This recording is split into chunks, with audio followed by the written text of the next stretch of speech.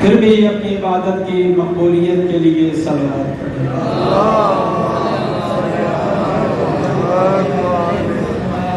قائم آل محمد کے تعجیل ظہور کے لیے صلوات پڑھیں۔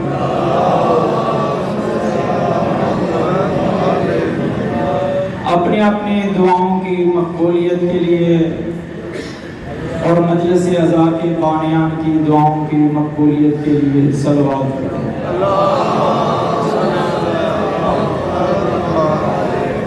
تمام تر مرحومین مومنین مومنات کی مغفرت کے لیے صلوات پڑھیں۔ تمام تر مزارات مقدسہ کی آبادی کے لیے، تحفظ کے لیے، بالخصوص حضرت زہرا سلام اللہ علیہا کی مزار، ائمہ بقی کی مزار اور پیغمبر اکرم صلی اللہ علیہ وآلہ وسلم کی مزار کو پہلے زمانے، قدیم زمانے کی طرح آباد ہونے کے لیے صلوات پڑھیں۔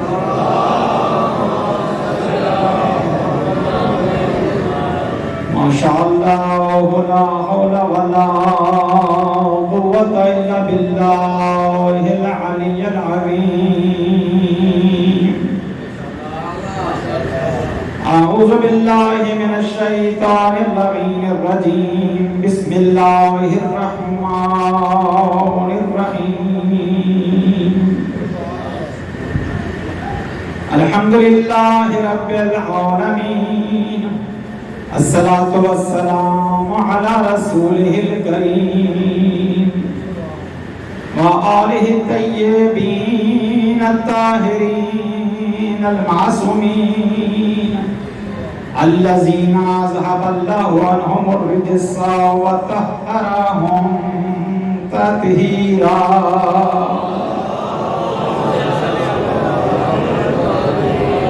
لسیما بقیت اللہ العظم، روحی و ارواح العالمین لہ الفداء صلوات۔ عنات اللہ علی اعدائهم ملعونین اجمعین من یوم عداوتهم الی ابد الآبدین۔ اما بعد فقد قال الحکیم فی کتابہ المبین، بسم اللہ الرحمن الرحیم۔ انما ولیکم اللہ ورسولہ والذین آمنوا الذین یقیمون الصلاۃ ویؤتون الزکاۃ وهم راکعون۔ صلوات۔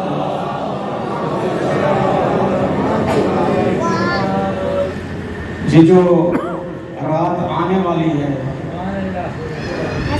اس آنے والی رات اور کل کے دن کو یعنی 25 ذیقعدہ کو ذهب الارض کہا جاتا ہے۔ کیا آپ لوگوں کو علم ہے؟ اس کو ذهب الارض کہا جاتا ہے۔ اور اسی دن، یہی جو دن ہے 25 ماہ ذیقعدہ کا، اور 25 ذیقعدہ کی رات کو عبادت کرنے کا ثواب ہے اور دن کو روزہ رکھنے کا ثواب ہے۔ حتی روایت میں آتا ہے، علامہ شیخ عباس قمی رحمت اللہ علیہ جو نجف اشرف کے باب القبلہ کی طرف دفن ہے، امیر المؤمنین کے حرم کے اس دروازے میں دفن ہیں جس دروازے کو باب القبلہ کہا جاتا ہے۔ وہ اپنی کتاب میں لکھتے ہیں کہ جو شخص اس رات کو 10 رکعت نماز مستحب پڑھے اور دن کو روزہ رکھے تو اللہ رب العزت اس کو 100 سال کی عبادت کا اور 100 سال کے روزوں کا ثواب عطا کرے۔ اور پھر ارشاد فرمایا کہ یہ رات اور دن کوئی عام رات اور عام دن نہیں ہے، بلکہ دہب الارض کا معنی کیا ہے؟ دہب کہتے ہیں پھیلنے کو، بچھونے کو، کہ یہ وہ دن اور رات ہیں جب اللہ رب العزت نے زمین کا بچھونا بچھایا۔ توجہ فرمائیے آپ نے. انشاءاللہ آپ علمی محافل میں رہنے والے, نماز پڑھنے والے, اور بہت ہی مجھے لطف آیا کہ جو پرانی ذاکری تھی وہ معرفت سے بھری ہوئی ذاکری تھی, اور معرفت سے بھری ہوئی ذاکری کو سننے والے اہل ایمان,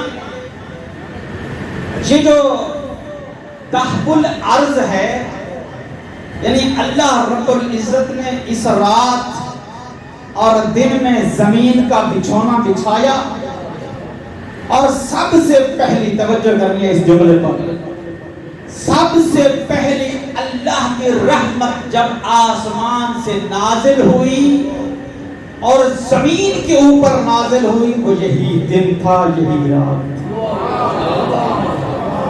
توجہ, سب سے پہلی رحمت اللہ نے کب نازل فرمائی؟ اسی 25 ذی القعدہ کو, یوم دحو الارض کو, جب اللہ رب العزت نے اپنی زمین کا بچھونا بچھایا اور زمین کو استقرار دیا. اور آپ دیکھتے ہیں کہ مٹی کو پانی کے اوپر رکھ دیں, توجہ رہے, مٹی کو پانی کے اوپر رکھ دیں تو مٹی میں جو ہی پانی جائے گا مٹی پگھل جائے گی, مٹی پانی کے اندر ضم ہو جائے گی, مٹی کا وجود ختم ہو جائے گا. اب کیا ہوا کہ پانی کے اوپر اللہ رب العزت نے اس مٹی کو استقرار دیا, اور یہ مٹی زمین کی صورت میں اس پانی کے اوپر ٹھہر گئی اور پانی کے اوپر استقرار کرنے لگی. اس کی وجہ کیا ہے؟ تو یہی کہا جاتا ہے کہ جب اللہ کے فرشتوں نے اس زمین کو پانی کے اوپر رکھا تو پانی نے زمین کو ہڑپ کر لیا, پھر رکھا, پھر ہڑپ کر لیا. اگر آپ نہج البلاغہ کا مطالعہ کرتے ہیں تو نہج البلاغہ کے اس خطبے میں, جس میں امیر المؤمنین علی بن ابی طالب, اور میرا علی ہی کہہ سکتا ہے, علی کے علاوہ کوئی اور انسان نہیں کہہ سکتا ہے, علی ہی بیان کر سکتے ہیں خلقت خدا کو, قدرت کبریا کو, زمین کی خلقت کو اگر بیان کر سکتے ہیں تو علی ہی کر سکتے ہیں. اسی وجہ سے یہاں پہ ڈاکٹر خلیل جبران بھی کہتا ہے, توجہ ہے اہل سنت جماعت میں ڈاکٹر خلیل جبران بھی کہتا ہے, اور اسی طرح امام معتزلی جو کہ شرح نہج البلاغہ لکھتے ہیں, امام معتزلی بھی کہتے ہیں کہ علی نے جیسا کہ زمین کی خلقت کے بارے میں اور علی نے جیسا کہ خلقت خدا کے بارے میں نہج البلاغہ میں بیان کیا ہے, ایسے لگتا ہے کیا علی خود بنا رہے تھے؟ اگر علی خود نہیں بنا رہے تھے تو ایسا لگتا ہے جیسے یہ زمین علی کے سامنے بن رہی ہے.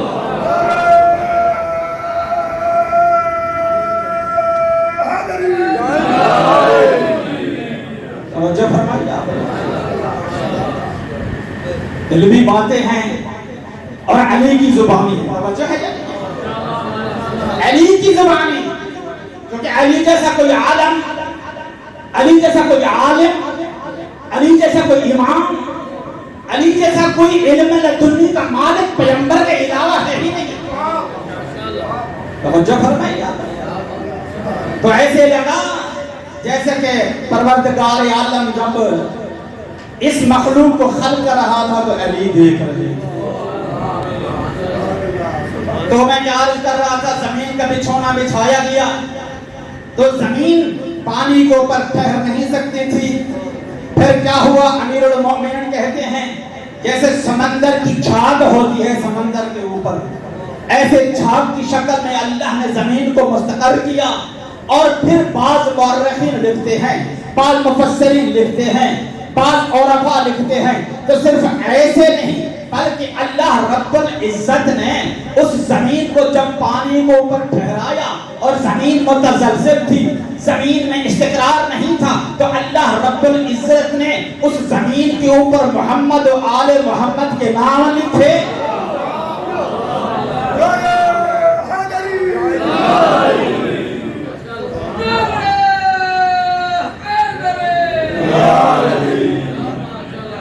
تو زمین کو قرار پیدا ہوا. دہوالاروں کو سمجھنے والوں, اور یہ 25 ذی القعدہ, اس کا مطلب یہ ہے کہ یہ 25 ذکر ولایت اہل بیت سے بھی ایک ربط رکھتی ہے. 25 ذکر ولایت اہل بیت سے بھی ایک ربط رکھتی ہے، تعلق رکھتی ہے. بعض روایات میں تو یہ بھی ہے کہ اللہ رب العزت نے اس 25 ذکر کو، اگر آپ قرآن مجید کا مطالعہ کریں اور تفسیروں کو دیکھیں تو اللہ نے کیا کہا تھا، یہ جو غدیر والا واقعہ ہے، اللہ نے کیا کہا تھا پیغمبر اکرم کو، یا ایھا الرسول، اے میرے حبیب، بلغ ما انزل الیک، اس پیغام کو پہنچا دے جو پیغام پہلے تجھ تک پہنچ چکا ہے. وہ پہلے کب پہنچ چکا تھا؟ وہ پہلے کب پہنچ چکا تھا؟ یہی 25 ماہ ذی الحج تھی جب اللہ رب العزت نے پیغمبر اکرم کو یہ پیغام پہنچا دیا تھا. اور پیغمبر نے مختلف مقامات پر پیغام کے اعلان کی کوششیں کی، حتیٰ کہ بعض روایات میں ملتا ہے جب سارے حاجی حج پر موجود تھے، مینا کے میدان میں اللہ کے نبی نے سب کو اکٹھا کیا. میدان مینا میں اللہ کے نبی نے سب کو اکٹھا کیا اور بہت وسیع اور عریض خطبہ دیا. خطبہ دینے کے بعد یہ حدیقۃ الشیعہ والا لکھتا ہے، مقدس اردبیلی لکھتے ہیں، خطبہ دینے کے ساتھ ساتھ اللہ کی توحید بیان کی، اپنے رسالت بیان کی. اب امیر المؤمنین کی ولایت کا اعلان کرنا تھا تو فقد حللوہ فکبروہ، لوگوں نے ہل ہلا مچایا. مینا کے خطبے میں توجہ رہے، لوگوں نے تکبیریں بلند کی کیونکہ ان کو پتہ تھا کہ علی کی ولایت کا اعلان ہونے والا ہے. لوگوں نے ہل ہلا مچایا، لوگوں نے ہل ہلا مچایا، لوگوں نے تکبیریں بلند کی. اور اب پیغمبر جو ہے اپنا خطبہ مکمل نہ کر سکے. جو ہے یا نہیں ہے، پیغمبر کا خطبہ مینا کے میدان میں ادھورا رہ گیا. اب پیغمبر کا خطبہ ادھورا رہ گیا، پیغمبر اعلان نہیں کر سکے. اب کیا ہوا، مناسک کے حج ختم ہوئے. مناسک کے حج ختم ہوئے تو پیغمبر اکرم جا رہے تھے، قدم بڑھا رہے تھے خم غدیر کی طرف، قدم بڑھا رہے تھے خم غدیر کی طرف. تو خم غدیر سے پہلے، توجہ رہے، خم غدیر سے پہلے اللہ رب العزت نے پھر سے پیغمبر پر آیت نازل کی، یا ایھا الرسول، اے میرے رسول. یہاں پہ مفسرین کہتے ہیں یا ایھا الرسول کا لفظ کیوں آیا ہے؟ یا محمد کہہ دیتے، نہیں کہا محمد، کیونکہ بات، توجہ کریں، بات بنو ہاشم کی نہیں ہے، بات نام کی نہیں ہے، بات کیونکہ منصب کی ہے. اسی وجہ سے اللہ رب العزت نے پیغمبر کو اس کے منصب کے ساتھ پکارا، کہا یا رسول، یا ایھا الرسول بلغ. لفظ بلغ یہ علمی باتیں ہیں، لفظ بلغ عام پیغام کے لیے نہیں آتا. جو عربی سننے والے سمجھنے والے لوگ ہیں، جو علماء کے ساتھ بیٹھے،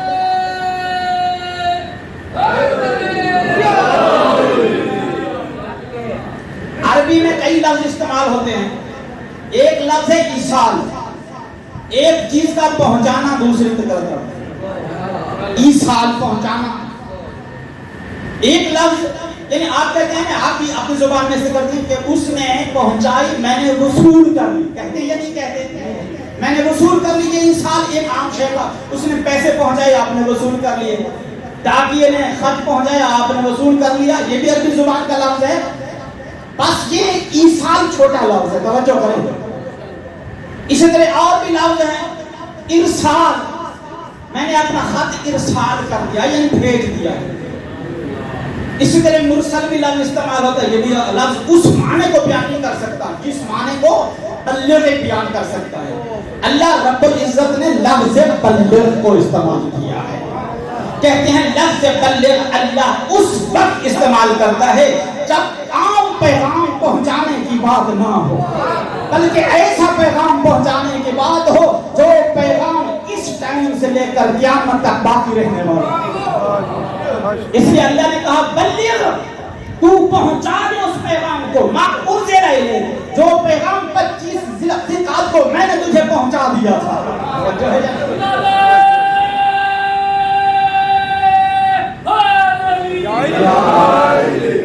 پہنچا دے۔ اب اللہ کا نبی تو پہلے بھی پہنچانے کی کوشش کر رہے تھے، مینا کے اندر پہنچانے کی کوشش کی اور مقامات پر پہنچانے کی کوشش کی، لیکن کیا کرتے تھے لوگ جو شر انگیز لوگ تھے، جو فتنہ پرور لوگ تھے، انہوں نے ہلہلا مچانا شروع کیا، تکبیریں بلند کی۔ اللہ رب العزت سورۃ حجرات میں کہہ رہا ہے لا ترفعوا اصواتکم فوق صوت النبی، اپنی آوازوں کو نبی کی آواز پر بلند مت کرو، اور وہ ہلہلا مچا رہے ہیں، توجہ ہے کہ نہیں؟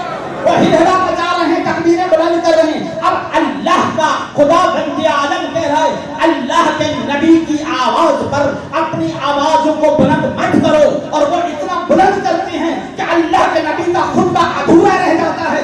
اب اللہ کا نبی تو پیغام پہنچانے کی کوشش کر رہا ہے، اب کیا کرے اللہ کا نبی؟ کوشش کر رہا ہے، لیکن اس آیت میں توجہ رہے، اس آیت میں آیت بلاغ میں کیا اللہ رب العزت نے کہا اے نبی، یا ایھا الرسول، اے رسول بلغ ما انزل الیک، تو اس پیغام کو پہنچا دے جس پیغام کو تجھ تک پہنچایا جا چکا ہے۔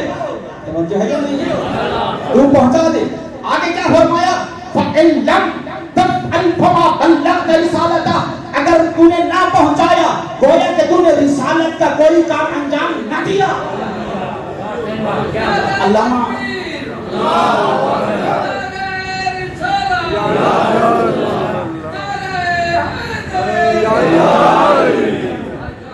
علامہ طبرسی جو مشہد میں زیارت کے لیے گئے ہیں، جو زیارت کرنے گئے ہیں مشہد مقدس میں، وہاں بست طبرسی موجود ہے۔ توجہ ہے، بست طبرسی موجود ہے۔ علامہ طبرسی کی قبر، علامہ طبرسی کی مزار نیلے گنبد کے ساتھ حرم مطہر امام رضا میں موجود ہے۔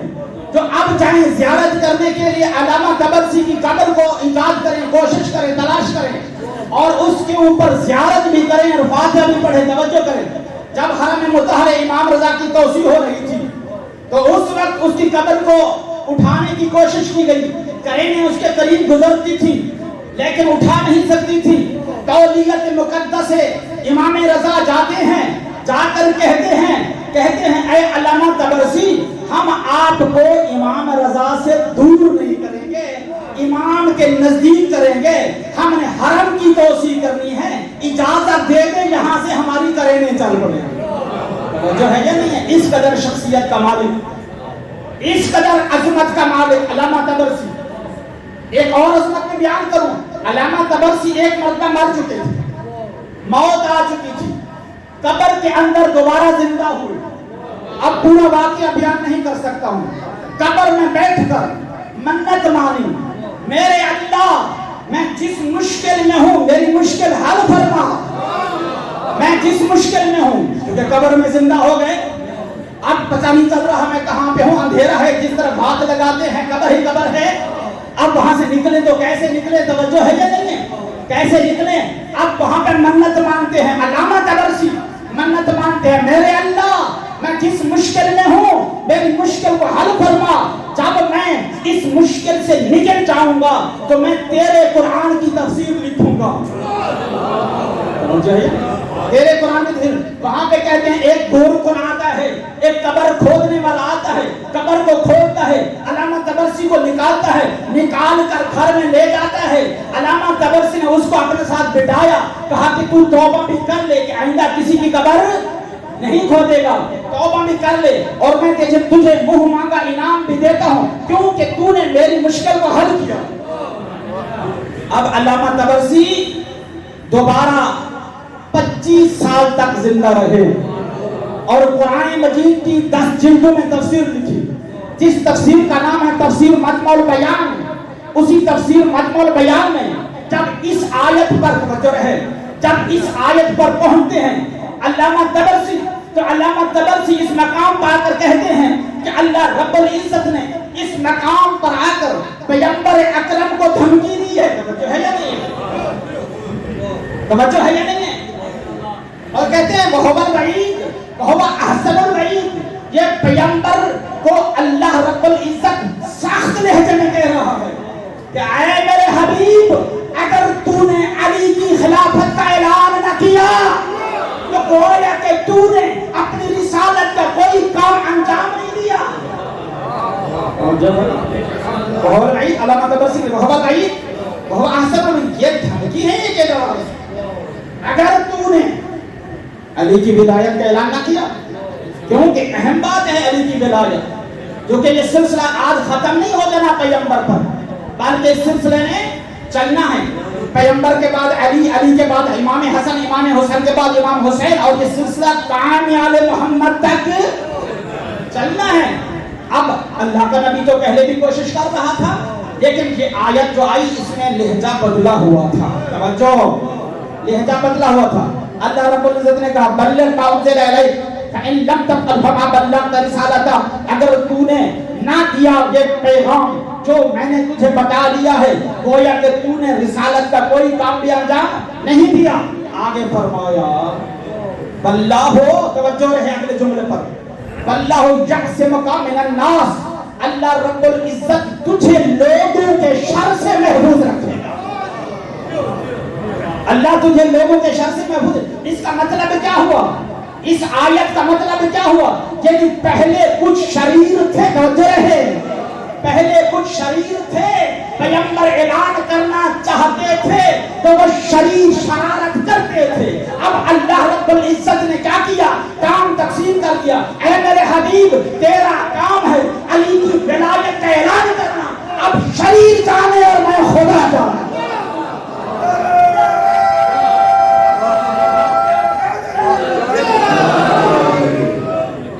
اب شریر جانے اور میں، واللہ یعصمک من الناس، اللہ تجھے لوگوں کے شر سے محفوظ رکھے گا۔ اب آپ کو پتا ہے کون کون شریر میدان میں آئے اور اللہ نے ان کے ساتھ کیا کیا۔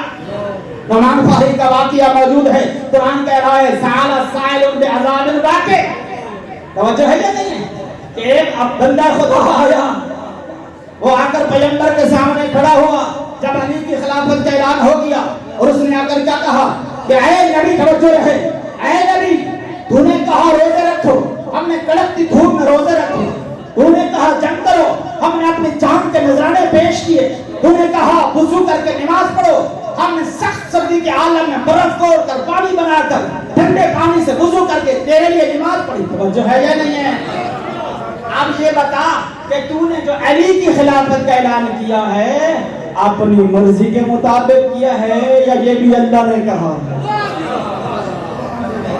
نعمان فہری کا واقعہ اپنی مرضی کے مطابق۔ اللہ کے نبی نے کیا کہا؟ اللہ کے نبی نے کہا میں نے کہا روزے رکھو، وہ بھی اللہ کی مرضی کے مطابق۔ میں نے کہا نمازیں پڑھو، وہ بھی اللہ کی مرضی کے مطابق۔ میں نے کہا جہاد کرو، وہ بھی اللہ کی مرضی کے مطابق۔ اور اب میں نے علی کی خلافت کا اعلان کیا ہے تو یہ بھی اللہ کی مرضی کے مطابق۔ اب جواب مل گیا اس کو، لیکن توجہ رہے نعمان فہری خود شخص نہیں تھا، توجہ رہے اس جملے پر، خود ایک فرد نہیں تھا، بلکہ اس کے پیچھے ایک گروہ تھا، اس کے پیچھے ایک گروہ سمجھانے والے موجود تھے۔ پتہ نہیں آپ سمجھ رہے ہیں یا نہیں سمجھ رہے ہیں؟ جو سمجھ رہے ہیں بلند کر سلامات۔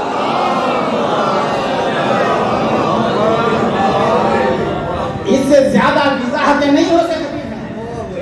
توجہ فرمائی آپ نے، ان کے پیچھے گروہ تھا جنہوں نے نعمان کو بھیجا تھا، نعمان تو ان کا ایجنٹ تھا، توجہ ہے یا نہیں؟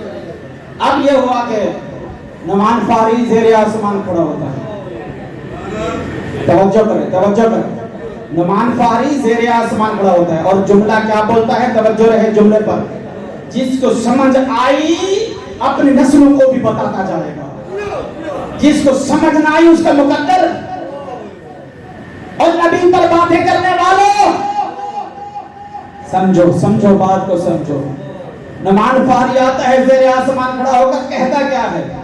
کہتے ہیں میرے اللہ، توجہ، میرے اللہ، اگر یہ میں اس لیے بات کر رہا ہوں، اس بات میں کچھ لوگ اعتراض کرتے ہیں، اعتراض، میں اپنے بیٹوں کو اس اعتراض کا جواب بیان کر رہا ہوں، اور سمجھنے کی کوشش کرو اور اس بات کو یاد کر لو، کیونکہ بعض لوگ کہتے ہیں یہ نعمان فہری کا واقعہ جھوٹا واقعہ ہے۔ توجہ رہے، کیوں کہ اللہ رب العزت قرآن میں کہہ رہا ہے،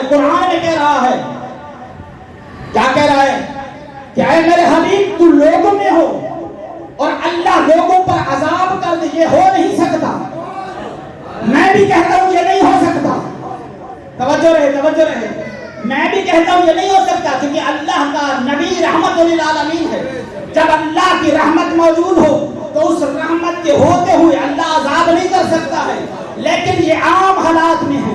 لیکن جب خاص حالات، توجہ رہے، جب خاص حالات پیدا ہو جائے اور جب نبی کی صداقت پر حرف آنے لگ جائے تو اللہ اپنے قانون کو بدل دیتا ہے۔ اللہ قانون کو بدل کر نعمان فہری پر عذاب نازل کر کے اپنے نبی کی صداقت کو بچانا چاہتا ہے۔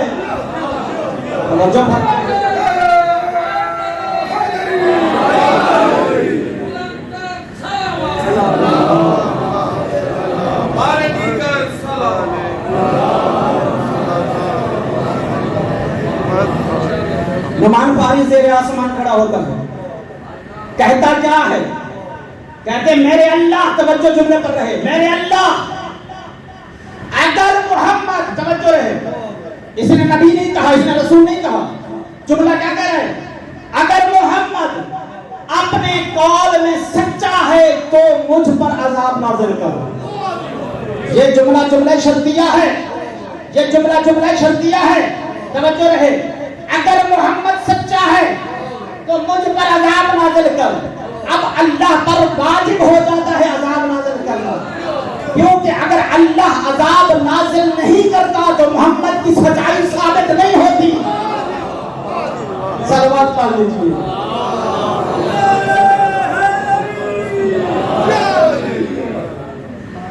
توجہ فرما رہے ہیں، جملہ شرطیہ ہے۔ کیا کہہ رہے نعمان؟ اگر محمد اپنے قول میں سچا ہے تو مجھ پر عذاب نازل کر، توجہ رہے، مجھ پر عذاب نازل کر۔ اب اللہ پر واجب ہو جاتا ہے، کیا واجب ہو جاتا ہے؟ نعمان پر عذاب نازل کرنا۔ اگر اللہ نعمان پر عذاب نازل نہیں کرتا تو نبی کی صداقت ثابت، توجہ ہے یا نہیں ہے؟ کیونکہ جملہ شرط ہے۔ اب اللہ کیا کرے؟ رحمت للعالمین کے موجودگی میں عذاب نازل نہ کر، توجہ ہے، اگر عذاب نازل نہیں کرتا نہ علی کی ولایت بنتی ہے نہ محمد کی صداقت بنتی ہے۔ لیکن یہاں اللہ اپنے قانون کو بدل رہا، توجہ رہے، قانون کو بدل کر نعمان پر عذاب نازل کر کے اللہ علی کی ولایت پر مہر ولایت ثابت کر رہا ہے، اور پیغمبر اکرم کی صداقت پر مہر ثابت کر کے بیان کرنا چاہتا ہے کہ میرے علی ولی ہے اور نبی صادق اور امین ہے، اور اگر عذاب کا مستحق ہے تو یہ نعمان فہری۔ اب سوال پیدا ہوتا ہے کہ یہ مثالیں، توجہ رہے، یہ مثالیں قرآن میں باقی مقامات پر بھی موجود ہیں یا یہ قانون فقط اور فقط علی اور محمد کے زمانے میں بدل رہا؟ توجہ ہے یا نہیں ہے؟ ایک اور مثال سنو، ہمارے نبی حضرت ابراہیم علیہ السلام کو اللہ نے بچایا نمرود کی آگ سے، توجہ ہے، نمرود کی آگ سے اللہ نے بچایا۔ اللہ نے بچایا تو کیسے بچایا؟ آگ کو جب نمرود کی منجنیق میں چکر کھا رہے تھے حضرت ابراہیم، اور ابراہیم کو آگ میں پھینکا جا رہا تھا تو اللہ رب العزت کے ملائکہ بھی ابراہیم کے پاس آئے، فرشتے بھی آئے، جن بھی آئے، اور آ کر کہہ رہے تھے حضرت جبریل کو، اے جبریل، حضرت ابراہیم کو، اے ابراہیم اللہ سے مدد طلب کر۔ حتیٰ کہ جن کہتے تھے ہم مدد کریں، ابراہیم کہتے تھے نہیں۔ فرشتے کہتے تھے ہم مدد کریں، ابراہیم کہتے تھے نہیں۔ حتیٰ جبریل آئے، جبریل نے آ کر کہا اے ابراہیم اپنی اس موجودہ حالت کو اللہ کو تو بتاؤ۔ تو حضرت ابراہیم نے جو عارف باللہ نبی تھے کہتے ہیں میں کس کو بتاؤں؟ کہا اللہ کو، توجہ رہے، کس کو بتاؤں؟ کہا کہ اللہ کو۔ کہا اس کو بتاؤں جو میری حالت سے مجھ سے بھی زیادہ باخبر ہے؟ توجہ فرمائیں، کیا میں اس کو بتاؤں جو میری حالت سے مجھ سے بھی زیادہ باخبر ہے؟ اب آگ کا کام ہے جلانا، ابراہیم کو جب پھینکا گیا، ادھر سے ابراہیم آ رہے ہیں، اللہ رب العزت نے کہا آگ کو شاہ نارو کونی بردم و سلاما، اے آگ ٹھنڈی ہو جا اور سلامتی والی ہو جا۔ مفسرین کہتے ہیں ٹھنڈی بھی ہو گئی، سلامتی والی بھی ہو گئی۔ کہتے ہیں کہ اگر اللہ سلامہ کا لفظ استعمال نہ کرتا تو اللہ رب العزت کے حکم کے مطابق آگ اتنی ٹھنڈی ہو جاتی کہ ابراہیم سردی سے مر جاتے۔ اس لیے اللہ نے کہا یا نار کونی بردن، اے آگ ٹھنڈی ہو جا، لیکن اتنی ٹھنڈی بھی نہ ہو کہ ابراہیم کو اذیت پہنچا، بلکہ کیا بن کونی بردن و سلاما، ٹھنڈی بھی ہو جا، سلامتی والی بھی ہو جا۔ یہاں پہ بھی اللہ نے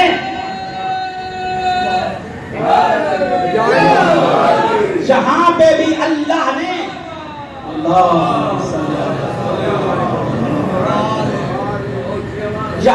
بھی اللہ نے اپنے ولی کو، توجہ ہے موضوع کی طرف، یہاں پہ بھی اللہ نے اپنے ولی کو بچایا، لیکن اپنے نظام قدرت کو بدل کر، توجہ ہے، نظام قدرت کو بدل کر اللہ نے اپنے ولی کو بچایا نمرود کی آگ سے۔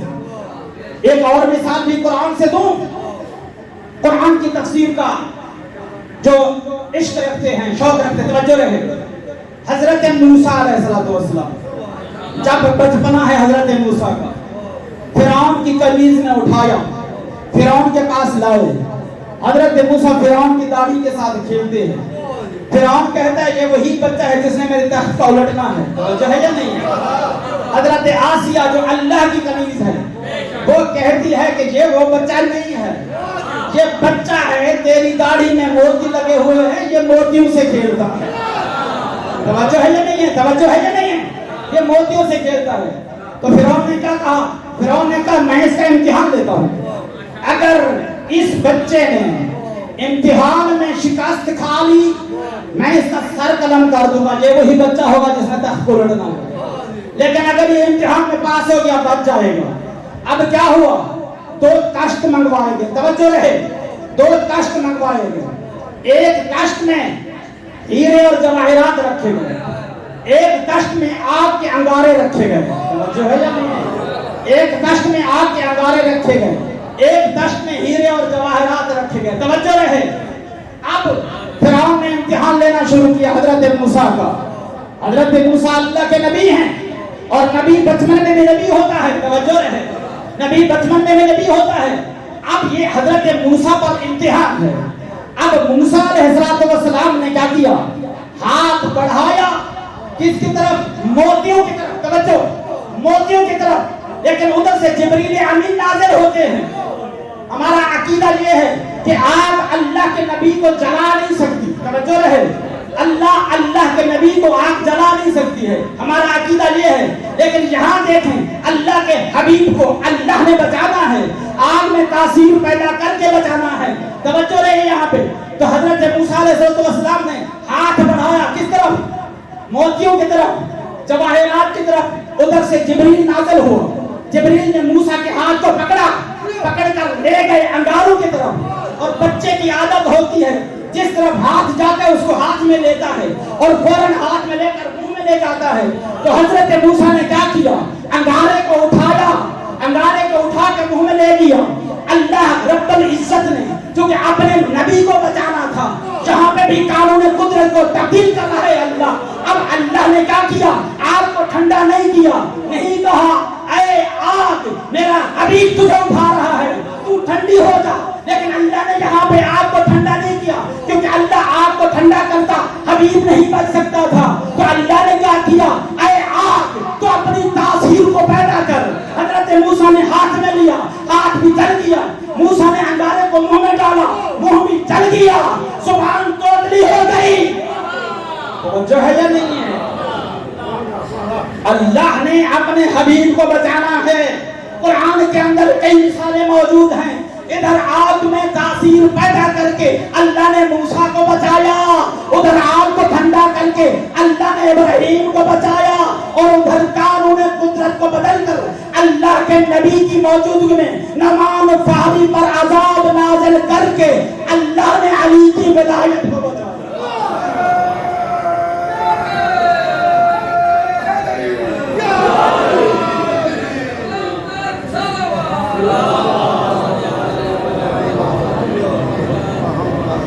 علامہ ہلی الحرامہ نے ایک کتاب لکھی، اس کا نام ہے الفین، کتاب ہے 2000 دلیلیں،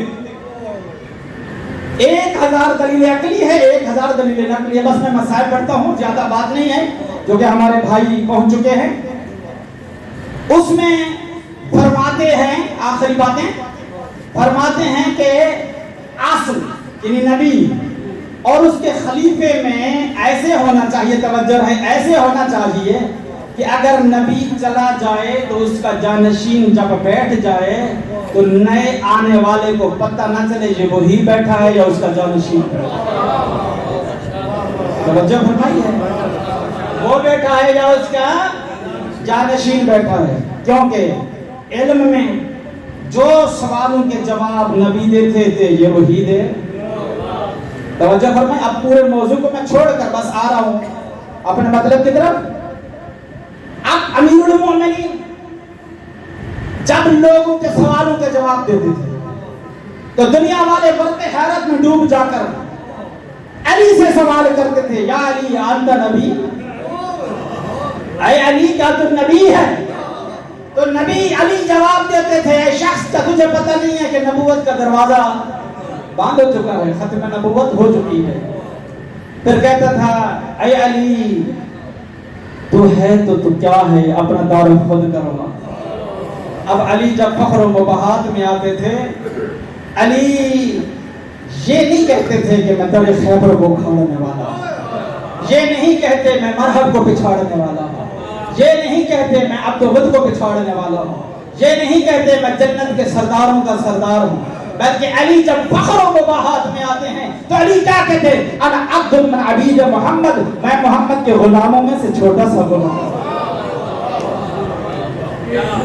ابن حجر مکی اور اسی طرح شرح ابن ابی الحدید معتزلی، امام معتزلی شرح ابن ابی الحدید لکھنے والا، وہ کہتا ہے، اے علی تیری قسمت، حق تو یہ ہے کہ تیرے فضائل کوئی بیان نہ کر سکتا، تیرے چاہنے والوں نے خوف کی وجہ سے چھپائے اور تیرے دشمنوں نے حسد کی وجہ سے تیرے فضائل چھپائے۔ اب امیر المومنین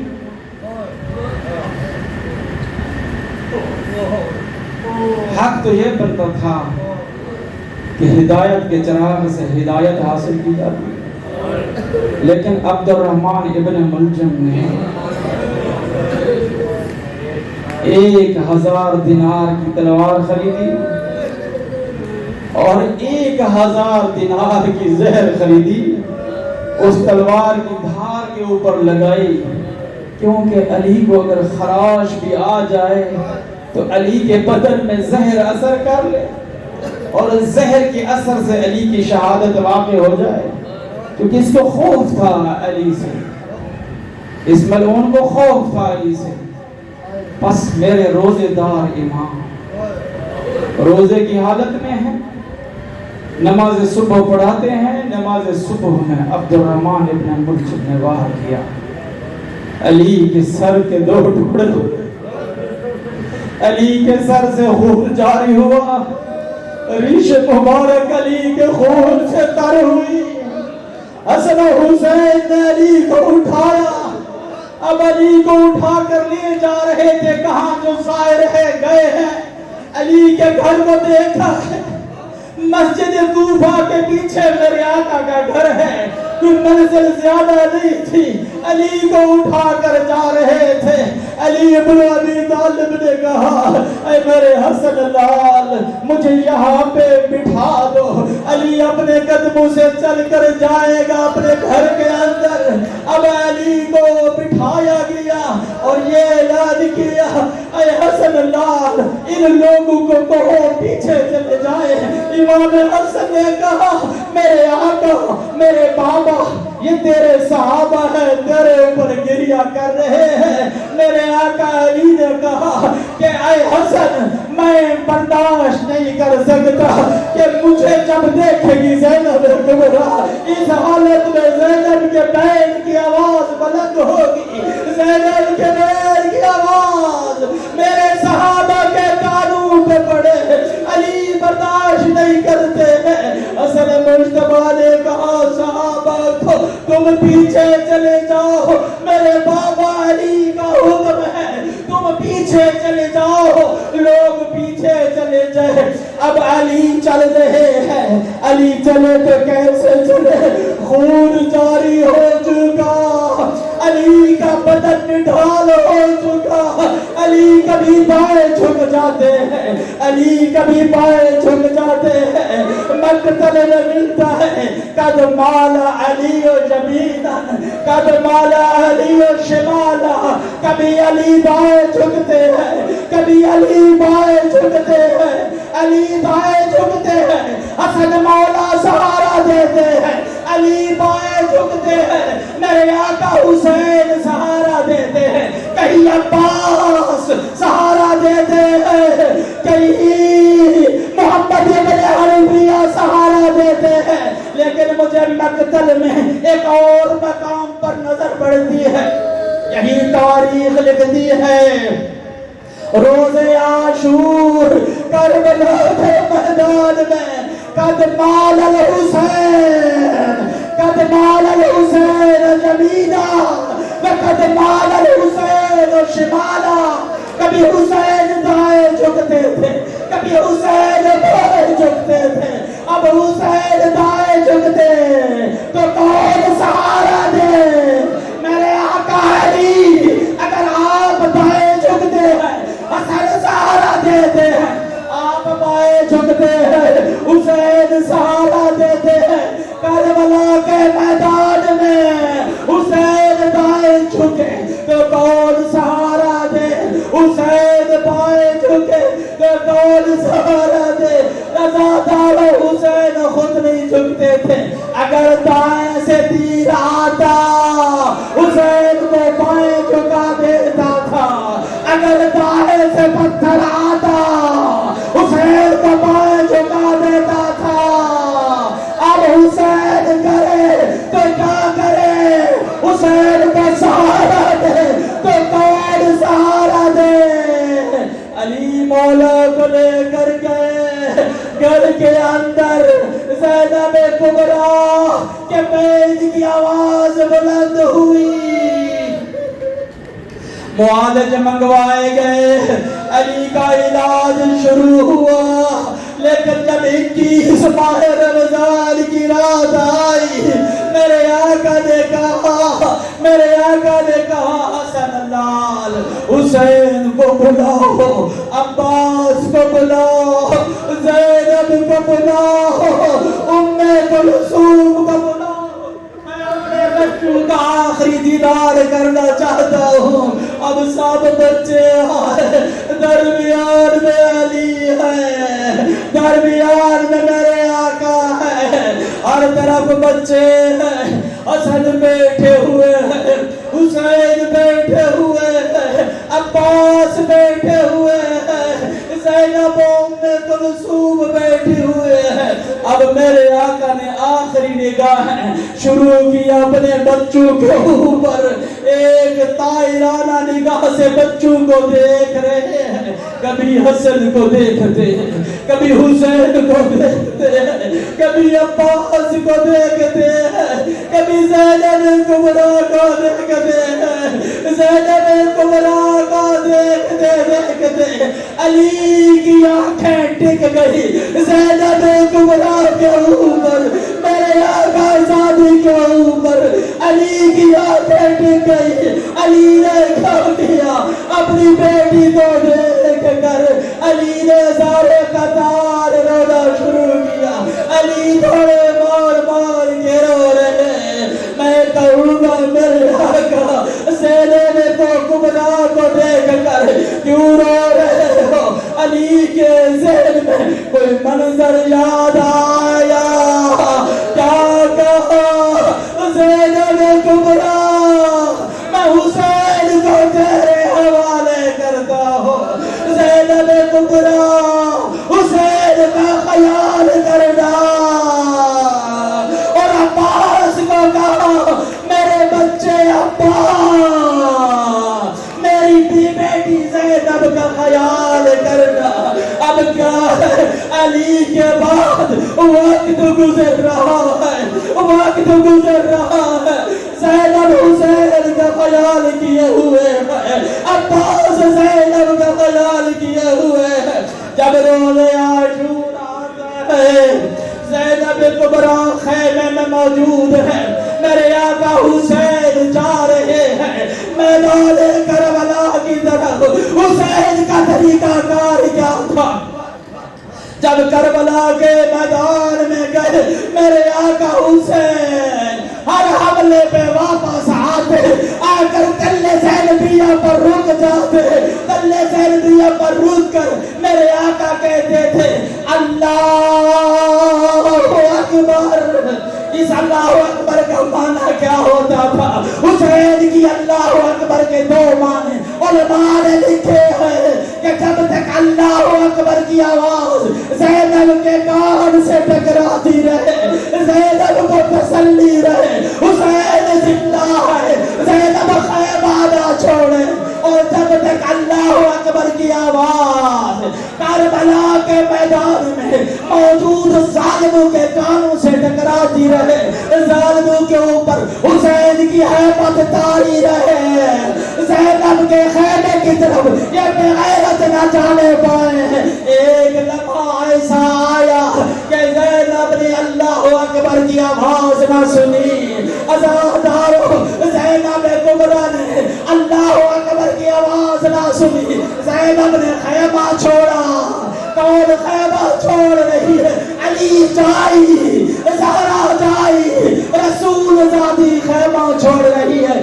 آج کیسے خیمہ چھوڑ رہی ہے؟ آج کیسے خیمہ چھوڑ رہی ہے؟ نہ عباس موجود ہے, نہ اکبر موجود ہے, نہ قاسم موجود ہے. تنہا زینب ساتھ سکینہ آتی ہے. تلے زینبی اکبر آ کر کیا دیکھتی ہے؟ وَالشِّمْرِ جَالِسٌ عَلَى صَدْرِ الْحُسَيْنِ زِمْرِ مَلْعُونِ. حسین کے سینے پہ سوار ہے, انہی زلفوں کو پکڑے ہوئے ہیں جن کو پیغمبر چوما کرتے تھے, انہی زلفوں کو پکڑے ہوئے ہیں جن کو میری آقا زادی بی بی زہرا تنگی کیا کرتی تھی. اب زینب کبریٰ نے دیکھا زینب مرنے سے پہلے مر گئی. پھر کیا ہوا؟ شمر ملعون کو دیکھا, شمر ٹہلنے لگا. شمر نے ایک پھنڈے خنجر کو ہاتھ میں لیا. جب ہاتھ میں لیا حسین کی طرف بڑھنے لگا. زینب نے دیکھا کہ یہ قتل کا ارادہ رکھتا ہے. زینب نے کیا کیا؟ زینب نے کہا جب دیکھا کہ میرے بھائی کو شمر ملعون قاتل کا ارادہ رکھتا ہے, اب بہن ہے, بہن کے سامنے قاتل ہے, پھنڈا خنجر اٹھا کے ملعون ٹہل رہا ہے, قاتل بہن کے سامنے ٹہل رہا ہے. زینب نے کیا کیا؟ زینب کبریٰ نے کہا میرے اللہ, میرے اللہ, زینب کو پیدا نہ کیا ہوتا وَلَمْ أَرَى هَذَا الْمَنْظَرَ. زینب اس دکھی منظر کو نہ دیکھا. اللہ لعنت اللہ وسيعلم الذين ظلموا أجرهم.